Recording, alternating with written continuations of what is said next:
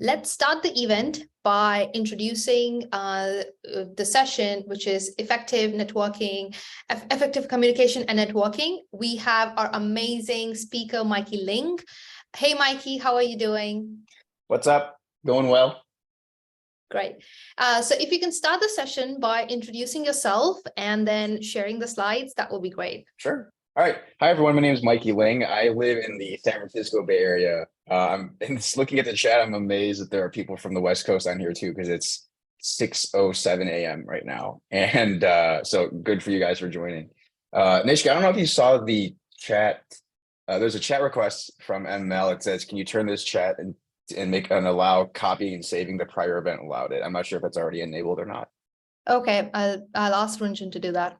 Okay, cool. And other than that, so just to preface, my presentation is like pretty informal. It's kind of how I do things, and it's relatively short. And so I just wanted to leave a lot more time for Q&A at the end because this topic, like communication networking, is a very, how should I say, open-ended topic. And so everyone in the chat, feel free to either message the chat like with your keyboard, or just interrupt me during the presentation, or just wait till Q&A at the end, and I will give you my open and honest answers for all your questions. All right, so let me share my screen. Okay. Okay, everyone can see that. Cool. All right, so the title of this session, right? The importance of effective networking communication in tech.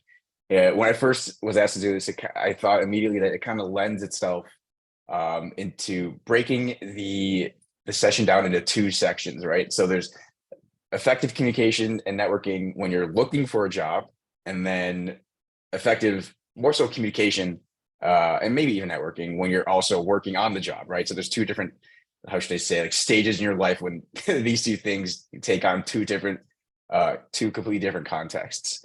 And so, like I said before, I could go on at length about the objective importance on how networking communication affects your professional and personal lives in these two contexts. But I decided I will tell you my story on how communication and networking has affected my career. It's just to put a little personal twist on it, and hopefully it becomes a little more relatable to you guys, as opposed to me just blabbering about, bullet points on how networking can positively or negatively affect your career. And so, but before that, so just before I go into that, I'm just going to give you guys a little background on where I started. And so I graduated from the University of Illinois in Urbana-Champaign with a degree in electrical engineering. So I finished my undergraduate degree in 2016, and I've slowly made the transition to big tech in the West Coast. And so that's kind of the preface of where my story starts. And so why is networking so important? For me, it's really important because it actually allowed me to make a pretty drastic career change. And I don't know if you guys in the chat are trying to do a career change or just trying to see how networking helps you in general. But so hopefully this story kind of relates to you guys or resonates with you guys. And so it's story time. So like I said before, I'm just going to tell you how I got to where I am, and hopefully you can see how powerful networking can be in changing the trajectory of your career. So like I said before, I graduated from University of Illinois and in 2016 with a bachelor's in electrical engineering. And I got my job with my first job with General Electric, the quote unquote like traditional way, where I just sent my resume into like on a job board into the void, as some would say. And I didn't really network with anyone. No, most likely because I didn't really know I should or know how to. I didn't really get any guidance on that, unfortunately. But I got my first job as an electrical engineer at General Electric, and I had to move to the East Coast after living in Chicago or the Chicagoland area all my life. And for the first 18 months of that job, I was working on writing low-level C code for power distribution devices, so like rectifiers and all that good stuff. And it wasn't the most exciting work, to be honest, but it got, paid the bills, and I was learning. But there was this, I slowly started losing interest in my job quickly. And this was kind of when the whole machine learning craze was really booming, like around 2016, 2017. And I decided to, how should I say? So there's a straw that broke the camel's back. And I was one of the units that we were programming started turning off randomly at like 100 degrees Fahrenheit. And so I spent a few months literally sitting next to an oven, turning on and off this unit, like commenting out all the different code that would potentially to make this unit turn off at a certain temperature. And eventually I commented out all the code such that just main was left. And eventually I just decided that it was the hardware that was making the circuit board turn off at a certain temperature. And I reached out to the head hardware engineer. And I said, I believe there's something wrong with your circuit board. And I think we should reach out to the manufacturer. And sure enough, the manufacturer pointed us to the documentation for the microchip we were using. And he said that if we're using a pin a certain way, even though the documentation says you can use it as a reset pin at 100 degrees Fahrenheit, it's known to reset the board. And I've been testing this circuit board for 3 months now. And I said, all right, I can't do hardware anymore. I need to go to software. And so I decided to pursue my master's in computer science with the concentration in machine learning from Georgia Tech's online master's program. And so with that, I finished that in May 2019. And so prior to me finishing my computer science degree, I had no professional software experience at all. So when I graduated in May 2019, I tried getting a job in the Valley or on the West Coast. Again, like the traditional way, right? Like sending my resume into the void, not really reaching out to people on LinkedIn or reaching out to my person network. And I think the statistic was I probably applied to, I think it was 100 different positions just by sending my resume onto like a LinkedIn job board or a company's job board. And I got maybe 2 responses back, and those 2 responses weren't fruitful in any way. So I was literally at a 2% hit rate for getting an interview and a 0% hit rate for getting a job after applying to 100 different places. And I think people on this call probably can relate to just to that kind of failure rate for sending your resume into the void on a random job board. But so I said, okay, I need to do something else. I need some help. And luckily, one of my cousins who had recently made a transition into big tech in the Valley said, you just need to network and reach out to as many people as you can, because it doesn't matter how smart you are or how good you are at data science. If you haven't had any experience on your resume, then the automatic filters will just filter you out. And so the best thing you can do is just ask people for help, right? And so I'll never forget this part, but I saw this opening for a company called Viva on the West Coast, VEEVA. It's in Pleasanton, so maybe 20 minutes north of where I am. And I saw this guy who went to the same university as me, University of Illinois. And so I messaged him on LinkedIn, and he happened to be the recruiter for this position. And I said, hey, can we chat sometime? I just graduated I did the whole really formal, embarrassing LinkedIn spiel. And I said, I just graduated with my master's in CS. I'm looking to transition from hardware to software. Can you help me in any way? And he's like, sure, we'll do a Zoom meeting tomorrow. And so I get on the Zoom call. I do my whole introduction again, and he starts talking to me about the job and how I think it was a data science position, an entry-level data science position. He was describing the job, and I started telling him why I think I'm interested in the job and why I believe in the company's vision, mission. And he interrupts me abruptly, and he just goes, hey, do you by chance remember me from high school and middle school? It turns out we went to the same middle school, high school, and college, and I had completely forgotten who this guy was. And so at that moment, and I quite literally did not remember who he was at all.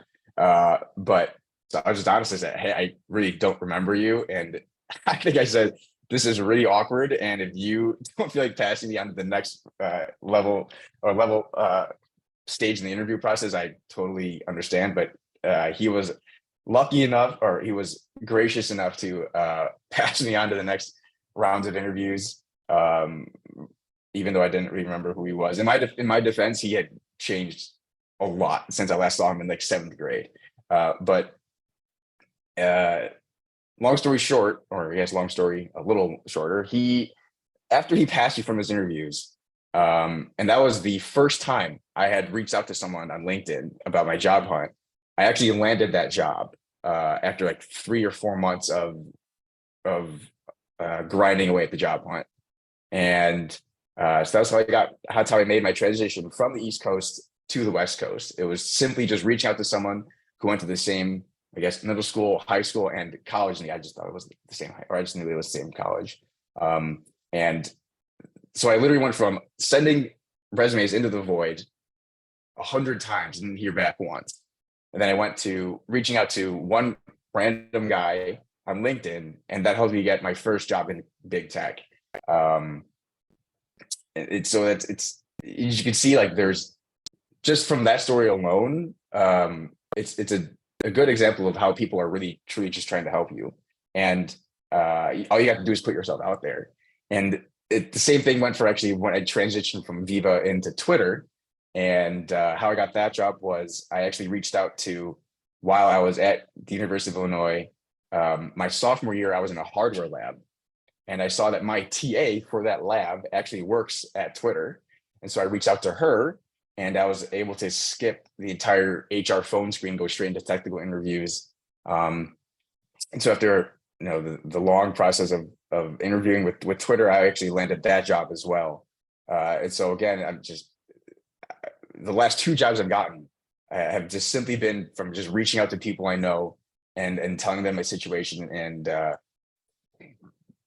it's much more fulfilling to reach out to humans for help for your job hunt, as opposed to just soullessly sending your resume into the void. Because from experience from meeting people in HR and today now, I guarantee you those resumes don't get seen by human eyes a large amount of the time.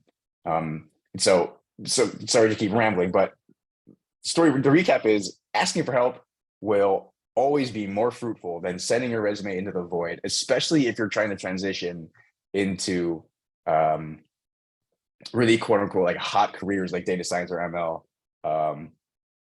Though the field is cooling off a little bit, but again, asking for help, reaching out to people, putting yourself out there will always be way more effective than trying to perfect your resume and make the formatting correct and make it really appealing to the eye, and just posting that on a job board and writing a cover letter, etc.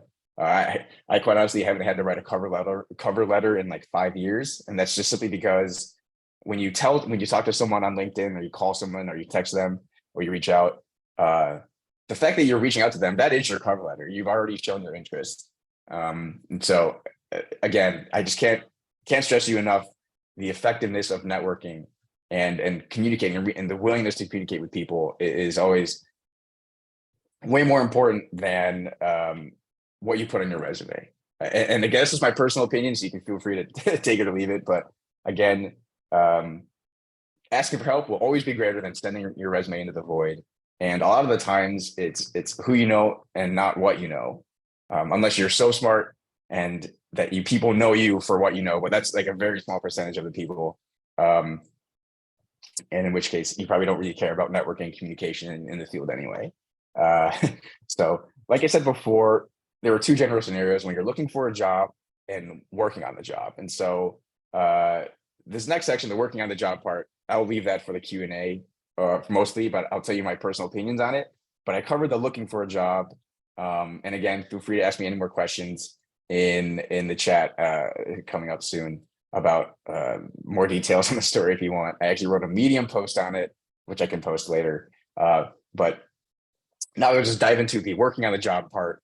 and just my personal take on why I think that communication more so is really important when you're working on the job as a data scientist or a machine learning engineer, which have been my two career paths of the past 5 years.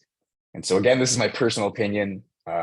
So feel free to agree or disagree. And if you do disagree, then let me know in the chat, and then we can talk about it. But why do I personally think communication skills are so important on the job? And selfishly, when I communicate and reach out to people in my job and connect with them, it makes my job more enjoyable, makes me happier, because I'm surrounded by people who I genuinely like spending time with, right? How do you know if you like, or maybe unfortunately dislike people if you don't talk to them? And again, I really like to think of when I on the job, I like to think of the people around me as friends before coworkers, and that just makes your 40 hours a week or more if you're working crazy hours. It's much more fun with friends than with coworkers. And if you're doing these long projects at night, right, it's way more fun working on them with friends than coworkers. You get the point. And so from a totally selfish point of view, I think communicating on the job, reaching out to people, just talking to them is very important, just because it makes the job more enjoyable. From a professionally and social standpoint, when you're at work, if you ever have to go to the office, if you don't have to go to the office, then communicating is even more important when you don't get to see people so often. But from a professional sense, communication skills are also extremely important no matter what role you're in. Even if you're not in DS or ML, if you're in any sort of tech, writing code, you'll be writing a lot of documentation about your experiments and thought processes. If you're a data scientist, right? If you're a software engineer, you'll be writing code and technical docs. And for anyone that's been in tech before, if you try picking up a project from someone who has wrote code which doesn't communicate the purpose of said code in a very good way, it is very painful and nearly impossible to pick it up and hit the ground running. And so the list goes on. No matter what you do in tech, every time you write a piece of code, you're communicating with someone, because eventually you're going to have to hand off that code to someone else. And a lot of the times you will never meet that person, right? And so just from the kindness of your heart, communicating well while writing code is a very selfless thing to do, because you leave the person who's about to pick up your code a much better chance of picking it up and setting a good standard for the importance of communication when you're writing code, regardless of if you're going through your code with them face to face, which is easier, or leaving the comments behind the code and you'll never meet them face to face, in which case communication is much more important. And it helps you build rapport with the people who you work for and the people who will work for you eventually, right?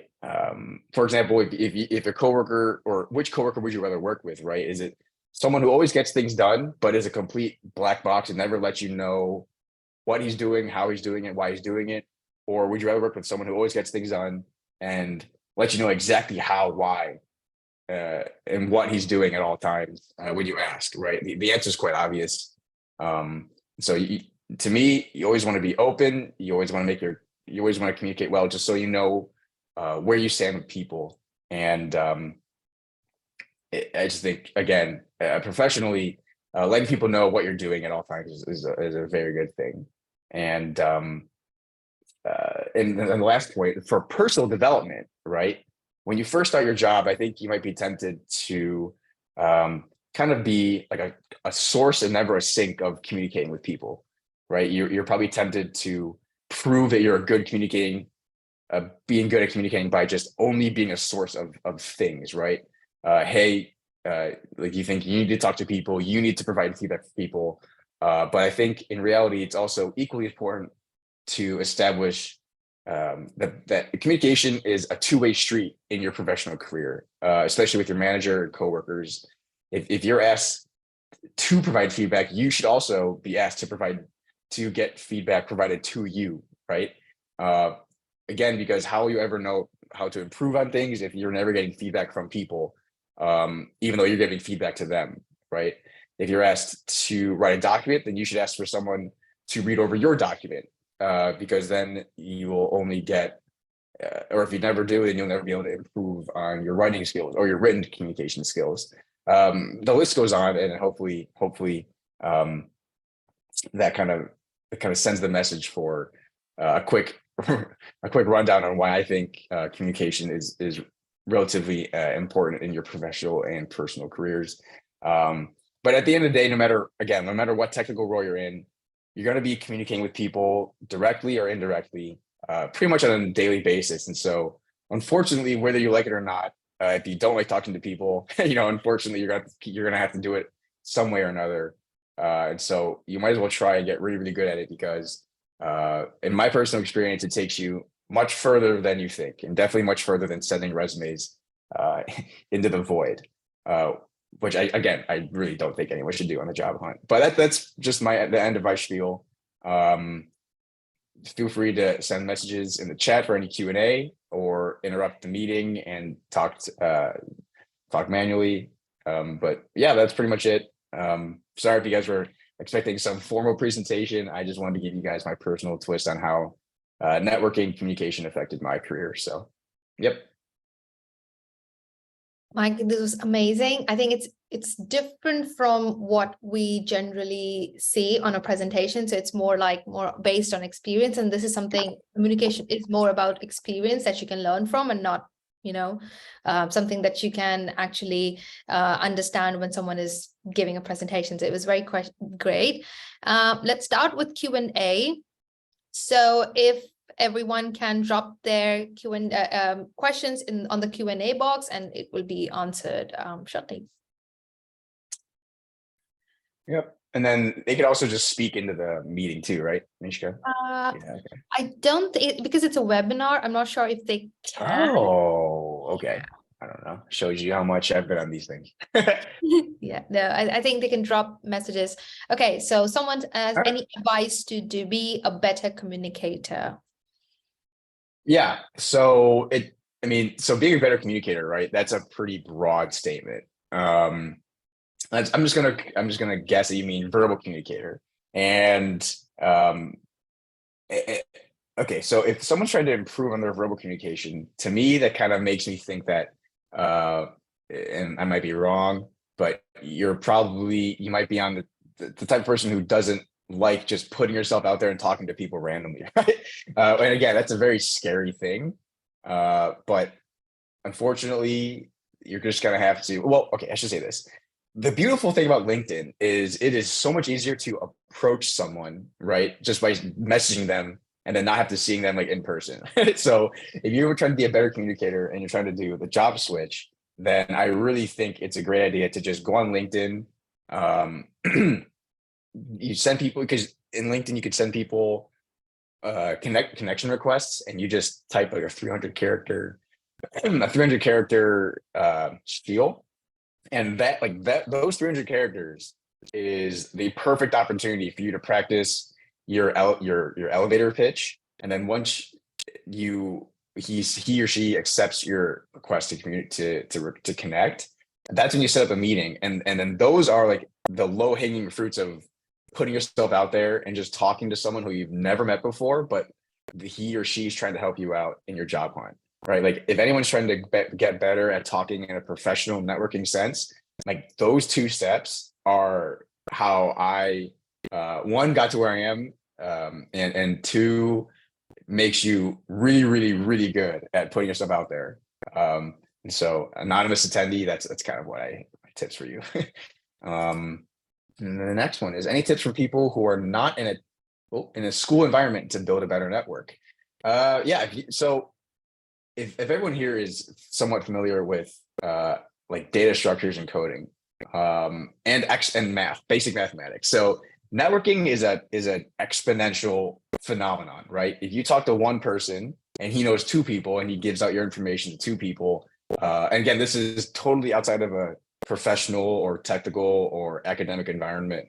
If you know one person, he knows two people, and those people will know two people, then by your name being passed on two levels of people, or I should say links, then your name is now known to 4 people, right? And if the list keeps going, then just putting yourself out there once can really, I mean, quite literally put your name out there to hundreds or even thousands of people. And so in a non-school environment, I mean, then I'm just guessing you mean a social environment, then networking there is just, again, and this is going to sound like I'm beating a dead horse, but just putting yourself out there to one person and then asking that one person, like, hey, I don't know, in a non-school environment. So let's just say you're having a party. I don't know. You're having a party, you put your name out there to one person, and you just say, tell all your friends, and then tell your friends, tell their friends, right? I mean, it's again an exponential like positive feedback. And so any tips for people that are not in the school environment to build a better network? Just ask your friends if they know anyone that is hiring. And that's what I'm doing right now. Oh, well, also full disclosure, I haven't told anyone this. So unfortunately, I'm sure if anyone has been following the Twitter craziness that's been going on, I was actually laid off from Twitter 2 weeks from today. And so everything, I'm going to put my money where my mouth is, because everything I just told you, I'm doing again, like as a full-time job. And so I promise you that I'm not just blowing smoke up your butts, because I'm going to be doing the same exact thing for the next couple of weeks. So, and I'm not in a school environment, right? But I guess in a professional environment, I'm just going on LinkedIn, see who has also worked for Twitter, going through my friends and say, hey, do you know anyone that's hiring? And I just go from there. So any tips for people who are not in a school environment to build a better network is take advantage of your current network, because in a couple of weeks that your current network will be quite literally 2 or 3 times bigger than what it currently is.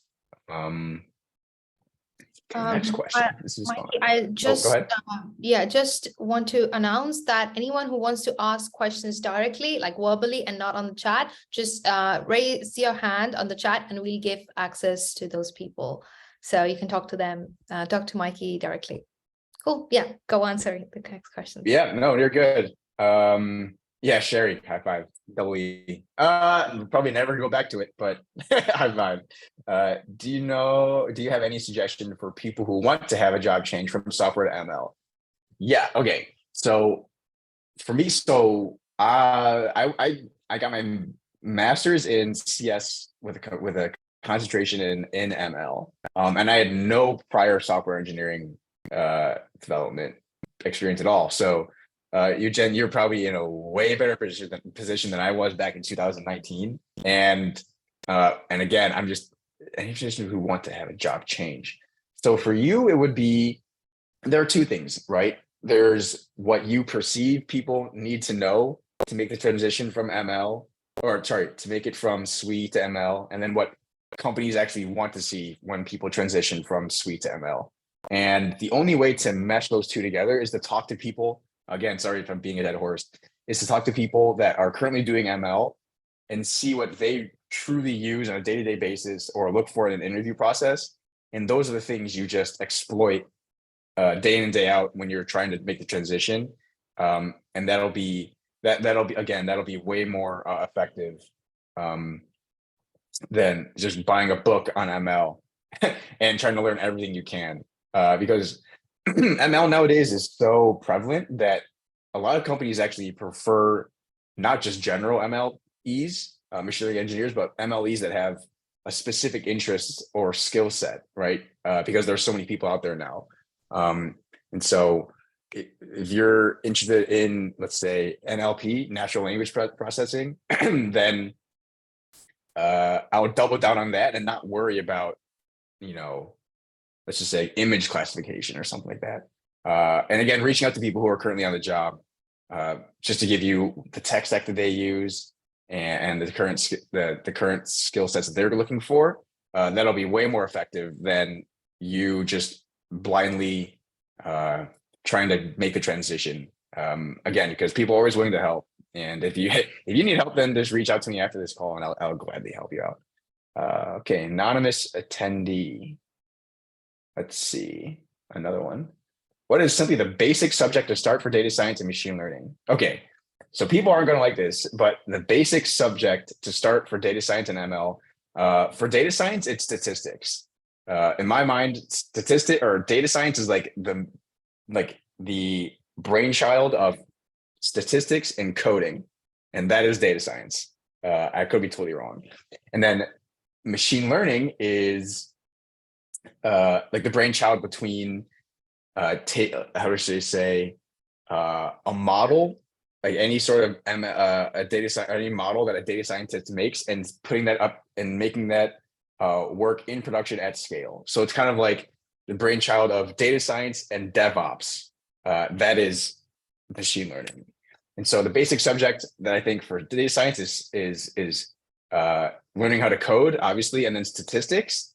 And then for ML, it is learning like cloud infrastructure and data science. So it's kind of tough to have one machine learning without the other, or without data science. It's kind of tough to have data science without machine learning. So hopefully that answered your question. So it's just statistics, basic code, so Python, why not? And cloud services like Google Cloud Provider, Azure, and AWS. If you can, and they have tutorials like out the wazoo, out the wazoo. So on Google, they have really good documentation. If you just want to get started learning about ML, they have so many tutorials on using GCP to scale out a machine learning model. So yeah, let's see. Anna Lawrence, coming from an online graduate program. Oh, cool. What are some of the skill gaps you noticed as an entry-level data scientist? How do you address any of these gaps in an interview scenario? Right. So let's see. The biggest skill gap I see from an entry-level data scientist, and again, I was only a data scientist like on paper for a year and a half. So take my advice for what it's worth. But a lot of it is data cleaning. And I think what a lot of people doing personal projects like on Kaggle and whatnot is how hard it is to get high quality data. For example, because in Kaggle, all the data sets are perfectly formatted in CSV files, and you pretty much don't have to do anything except for do your own feature engineering on them, right? But that in reality, that is totally not the case. In reality, at least when I was at Twitter, data is very messy. I mean, you can only imagine how messy tweets are in different languages, right? So the biggest skill gap I see for an entry-level DS is figuring out how to get the data to look like a Kaggle competition, if that makes sense. And so there's it's almost like an art, because you really have to finagle your way into getting all your data into the correct format. And I think like data wrangling, I think that's the proper term for it. That's definitely the biggest gap. And so how do you address that? For me, it would be, I've never done this outside of my job, quite honestly, but how I would imagine it is you have to, if you're a really big tryhard, if you try to start like a personal project where you know the data you're going to get is as close to real life as possible. For example, like Twitter, if you want to do that, if you grabbed, I'm pretty sure Twitter has a public API, but if you tried doing any sort of text wrangling in Twitter, good luck with that one. And so you just gotta think of a personal project where you're gonna get unfiltered data and see how far you can get, and you'll quickly realize how tough it is to get clean data like in Kaggle. And so yes, Marriott, yeah, companies spend millions on good data. That's exactly right. I mean, yes, the real world's very messy. It is very, very messy. And so being able to take the very messy data and making it into clean data in such a way that a machine learning model can interpret it is a skill. I believe if people who don't know who Andrew Ng is, he's like one of the most popular people in ML. He's at Stanford, so right across the bay. And he's like, eventually when you get into ML, 99% of it is just feature engineering and data. And like 1% of it's actually training models. And that is totally, totally true. Totally true. And I totally agree with him. And so I'm going, anonymous attendee, I'm going to consider going to uni or doing a boot camp. do tech companies look for potential applicants differently based on education or lack of education? So when I first started, I think yes, unfortunately. I think there are some quote unquote like old school companies who and this is especially true when you send your resume on a job post, right? Because you'll never talk to a human. You won't be able to tell your story anyway. But in the olden days, quote unquote, people would definitely just look at your resume and say like, oh, you didn't get your degree in CS, or if you got your degree in CS and it wasn't like a reputable college or university that we think, then we're just not going to screen you. But nowadays, I think people are way more open to the fact that you can become a really good software engineer or data DS or ML if you have had a lack of institutional education, just because there's so much material on it now, publicly available.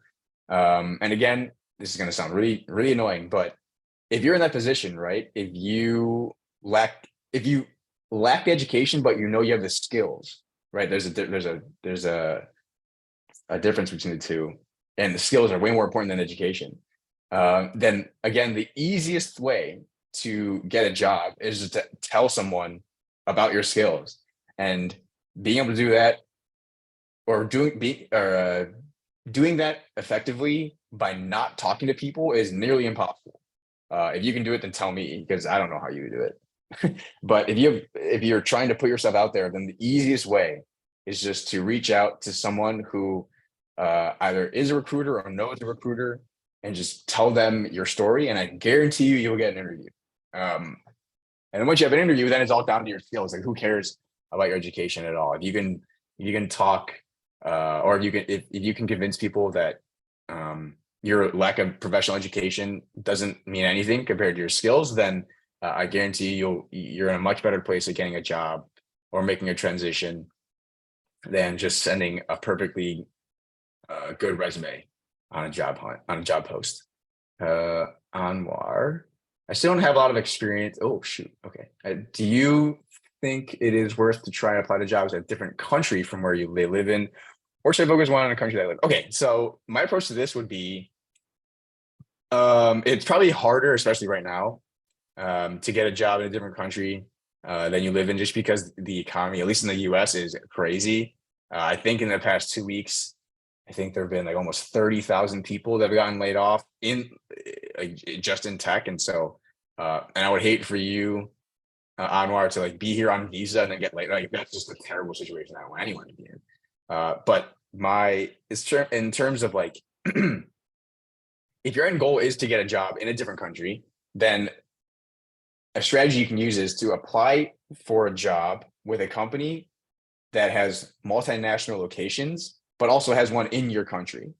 And then, so let's just say, I don't know, let's just say Meta or Facebook, they have offices or people everywhere. It might be easier for you to get a job with Facebook in your current country. And then after a few years, after you do a good job and build rapport, then maybe that's when you bring up the conversation of, hey, I've done this and this and this for you over the past couple of years.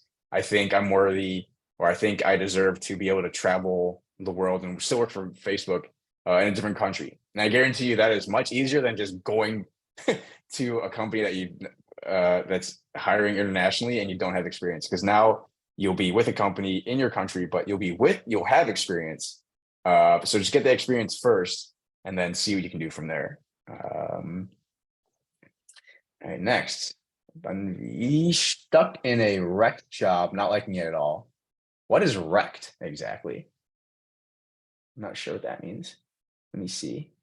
Was a ML enthusiast previously in CLG. Okay. And then I want to switch. Help, smiley face. Wrecked job. What does wrecked mean? If someone in the check-ins send me what wrecked. Oh, React? Oh, maybe. Okay, so I'm just gonna guess it's front end. Not liking it all, wasn't an enthusiast in college. Okay. And now I want to switch. Help. Okay, so if you're in front end already, then you already have software skills, right? Yeah. And again, I think this alludes to the question that someone else asked me previously. I don't remember who. But if you're already in tech, you want to make the move to ML, then you're already probably working in a company, in a tech company, right, that hopefully has ML positions in it.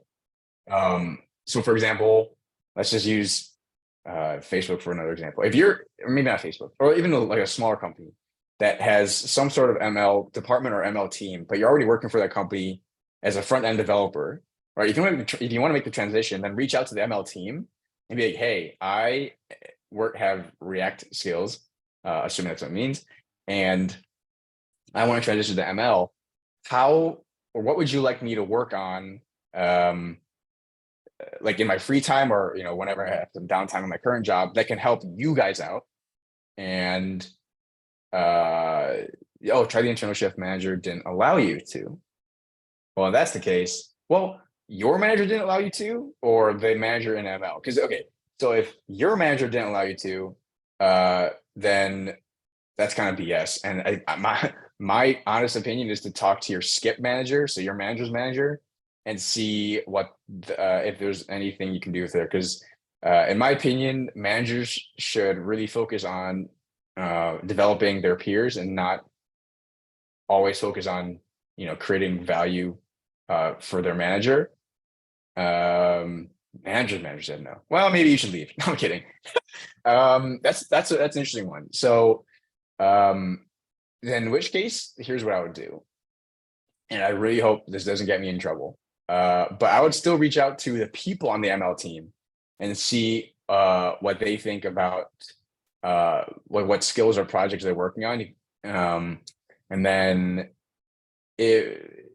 maybe they can advocate for you on behalf of, they can advocate for you on behalf of their team to try to convince your manager or your skip manager. That's what I would do. And then if that doesn't work out after, I don't know, you significantly contribute to a project they're working on out of the kindness of your heart, then maybe not. But I'm not going to tell you to leave your company, because I don't want to tell anyone to leave their job, especially right now. But just talking to those people in ML, and seeing what they would do, or reaching out or using their network, honestly, because they probably know people in ML as well. They can probably help you out there. I hope. I personally think your manager should try addressing these interests of yours. But I'm sure your manager has a very valid reason for not letting you go. I don't want to badmouth him on a video. How did you manage your time doing a master's degree in Georgia Tech while working? Yeah, it's a great question. And the answer to that is I had no social life for like 2 years, Emily. But oddly enough, it's just you got to be disciplined with your time management, right? And you have to understand that if you're going to get it done, you have to sacrifice some things. And for me, unfortunately, it was having a super fruitful social life for about 1.5 years or 2 years. I don't remember. But in my opinion, it was totally worth it, because I've always wanted to live on the West Coast. And I knew that one of the best ways to do it was to get my master's. And also the company I was working for at the time, General Electric, I was part of a leadership, like an engineering leadership program. And they actually paid for my master's. So I actually didn't pay for my master's at all, full disclosure. And they didn't have a retention policy, which was kind of interesting, but it was a no-brainer for me to get my master's because it was free. I just knew that I had to put the work in. And so after 1.5 years or 2 years of like quite literally just slaving away at school while working full time, let me tell you, if you can do that, you can do anything. And so when I finished my master's, actually, I had so much free time. I was like so anxious because I was so used to being on edge all the time from having to do homework. But you realize like how much time you actually have when you don't have your master's degree. And that was really, really enlightening to me, because it helped me, how should I say, it helped me appreciate time way more. And actually, 2 months after I finished my master's degree, I met I met a girl who is now my wife. So that was kind of cool. Okay, next, Elisa, what is more difficult test during the interview process? How would you prefer? What would you recommend? Oh, okay. I think everyone will agree that it should be the systems design questions. Because LeetCode, you just do LeetCode and you practice. And if you grind away at LeetCode, eventually you'll be pretty damn good at them. But the machine learning systems design questions, those ones, like the super open-ended ones, those, in my opinion, are much harder than any coding question that I've ever gotten in real life. Obviously, there are LeetCode hard questions, but if you get asked a LeetCode hard question during an interview, that's just a brutal. It's a bad. This is bad luck of the draw. So how did I prepare for it? So there's actually just now. Well, one is reaching out to people and asking them how they would approach machine learning systems design problems, because unfortunately, you don't get experience with actually, implementing an entire or designing and implementing an entire machine learning systems design until you're relatively or more senior than like entry level. And so the only way to get good at this is just to study up on them. For example, I know like a lot of the questions, or one of the questions that I can think of, like for Twitter, or no, sorry, for YouTube, right? It would be like, how would you create the recommendation feed for a user, right? Like that's the type of questions you'd get for an ML system design. It's that's the prompt, and you kind of have to pry the interviewer for what he or she actually wants. And so those open-ended questions, that it can be anything, but there's a pretty formulaic way to go upon them, and that only comes with just reading up on them. I know it's a really bad answer, but reading up on them and asking people for help is the only way, in my opinion, to get good at ML system design if you've never had any experience with them. And so hopefully that answers your question, Lisa. Again, if that doesn't answer you, I'm sure we could chat on LinkedIn or something. And hopefully I can give you some more resources. I don't have them off the top of my head. I actually have them saved in a Google folder somewhere. I can send it to you. Okay, Lisa. And I apologize if I'm saying any of these names wrong. I have networked with a couple of people, but the hardest part of getting a job has been the lack of entry-level positions. I come from another industry as well. Do you have any advice for that? Yes. So that's actually what I did. That was my exact position in 2019. So I had been working for almost two and a half to 3 years now, because I graduated in 2016. I got my first job in the Bay May 2019. No, sorry, September 2019. So yeah, 3 years after I started my position after undergrad. So I had 3 years of experience as an electrical engineer, and I had no experience as a software engineer, or let alone MLE or DS. The way I went about it is, okay, I have 3 years of professional experience, but I have no professional experience as a software engineer. I'm just going to have to look for companies that have new grad programs. Those are the entry level jobs that I think people are a little more open about hiring people with experience, as long as they're a culture fit. I think that's what they said. And so my advice would be, look for the companies that maybe not entry level, but have new grad programs, because more often than not, new grad status, like of a job, is actually one level lower than entry level, if that makes sense. Like if you have software engineer 1 and then you have new grad jobs, usually new grads have a lower barrier of entry than those level 1 jobs. And so fortunately or unfortunately, those companies usually are on the bigger side because they have the resources to allow for new grad programs. And then another one would just be go to a startup who just needs someone that's willing to learn on the job. And I think that's also a good avenue to go down, but you just have to see what your risk tolerance is, right? And how much time you have.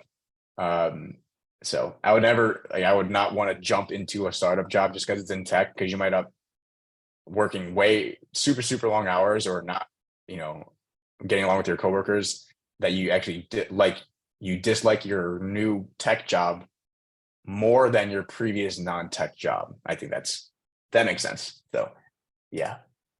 Is all Kaggle data considered clean data? So I don't know. I've only done a few Kaggle competitions, and it was purely just because my professor told me to do them in grad school.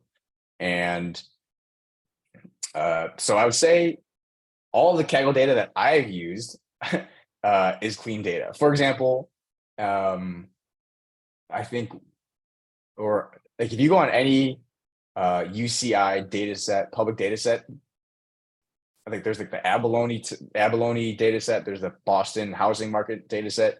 That is all very, very clean data. If you can, here's my rule. If you can train a model on a CSV file without doing anything with the CSV file at all, that is very, very clean data, and get reasonable results. That's kind of like my litmus test for finding out if something is clean is, can you train something on it right away? If yes, that is the cleanest data you'll ever get, and you should frame it. If it's no, then you have to work on that. Yeah. And yeah, that's good. That's my heuristic for determining if something's clean or not. Thank you for that, Sherry. All right, anonymous. Do you have any tips on dealing with career gaps? Oh, interesting. Okay, so again, so there's two sides to this. One is the resume side, and two is like talking to people side. And like, you know where I'm going with this is, if you're talking to someone in real life, then all you need to do is just explain it, right? But on the resume, you can just put in your resume, and then if you send it into the void, then you probably won't get anything because maybe there's an automatic detection for the career gap, right? But as long as you can talk to a human and directly tell them why you had a career gap at all, because it could be a very personal reason, right? And who are they to judge you on taking a break from your career for very personal reasons? And so again, if you have any sort of career gap or any sort of deficiency, just being able to talk to a recruiter, I guarantee you will pretty much alleviate the disadvantage or the perceived disadvantage of those career gaps, as long as you tell them or give an honest answer for why there's a career gap. For me, for example, right, I didn't have any software experience 3 years after I graduated, and I was applying to Viva, and I know I was asked multiple times, like, why is there this 3-year gap in your software experience? And I said, well, I'm actually trying to make the transition from electrical engineering to software engineering, and I took the initiative to get my master's in CS, to more so as like proof that I'm willing to do what it takes to make the transition, right? Like that's all you need to do. And they're like, oh, okay, cool. Then they ask you questions. So that's my take on it. Hopefully that helps, anonymous person. So Louisa, are there any remote opportunities on the new grad program you mentioned? That is, I don't live in the USA. I have no remote here in Colombia, and difficult to find those as well. Yeah, unfortunately, I think, and again, I haven't looked at my previous company's job board, but I'm not sure if they allow new grad positions for out of the country, because I think, well, I'm not sure. I don't want to put words in their mouth, but yeah, I'm not sure. Let's see. Yeah, I'm just gonna say I don't think there are right at this current moment. Sorry, Louisa. So anonymous, what should I do? I have just completed data analysis boot camp and now look for Virginia. But companies are taking college level final years, and I'm applying to other roles. And they asked me for experience. What should I do? I'm in between. I have 2 years IC experience and third year. Oh, okay. Again, and I'm sorry to say this, but you just got to reach out to people. And I know that it might sound really stupid, but it is a numbers game, and it only takes one. Unfortunately, it takes a lot of mental stress, and oh yeah, and pretty sure the next session addresses this. But yeah, my advice is you just got to keep trying to reach out to people and new companies, and eventually some of them are willing, or are guaranteed one of them will be willing to take a chance on you, even though you don't have any experience, because that's exactly what happened to me. So yeah, that's it. Hopefully that answers your question or at all. Yeah. And I remember who talked, and I remember who asked me the question about their manager not letting them go. I just wanted full disclosure. If Mr. Manager, if you ever see this video, I'm not dogging you in any way. I don't want to get in trouble.